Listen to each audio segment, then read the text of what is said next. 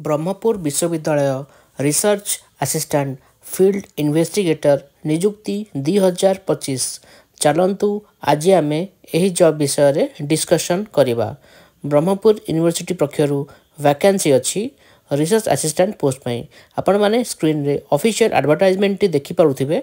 Department of environmental science Brahmapur university advertisement for research assistant and field investigator. आपण जदि research assistant job पाउछंती ते प्रति मासरे 37,000 टंका दरमा पाइबे। आपण जदि फील्ड इन्वेस्टिगेटर पोस्ट टी पाउछंती तेबे प्रति मासरे 20,000 टंका दरमा पाइबे। टोटल तीनोटी पोस्ट पाई वैकेंसी अच्छी फॉर रिसर्च असिस्टेंट एवं टोटल दुईटी पोस्ट पाई वैकेंसी अच्छी फील्ड इन्वेस्टिगेटर पोस्ट पाई। तबे आपण एही जॉब को अप्लाई करिया पई हेले आपणकर मन रखु आप्लिकेशन शेष तारीख हूँ 13 जनवरी 2025। मन रखु 13 जनवरी 2025 पूर्व आपन को अप्लाई करने पड़ो।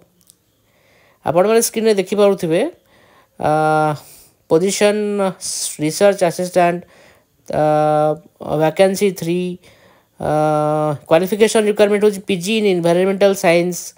आउ टोटल तीनोटी पोस्ट पर वैकेंसी अच्छी। पोस्ट नंबर 2 है फील्ड इन्वेस्टिगेटर। टोटल दुईटी पोस्ट पर वैकेंसी अच्छी। एथिरे आपनका दरमा रहा 20,000 टंका।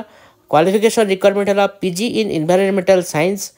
ये आपड़ देखु 13 जनवरी पूर्व आपन को यही जॉब अप्लाई करने पड़ो। यही भाव में गवर्नमेंट जॉब इनफॉरमेशन डेली पाइबापी हेले आपण आम यूट्यूब चैनल को सब्सक्राइब करूँ। यही वीडियोटी को लाइक करूँ एवं यही वीडियोटी को निज सांग मान सहित शेयर करूँ।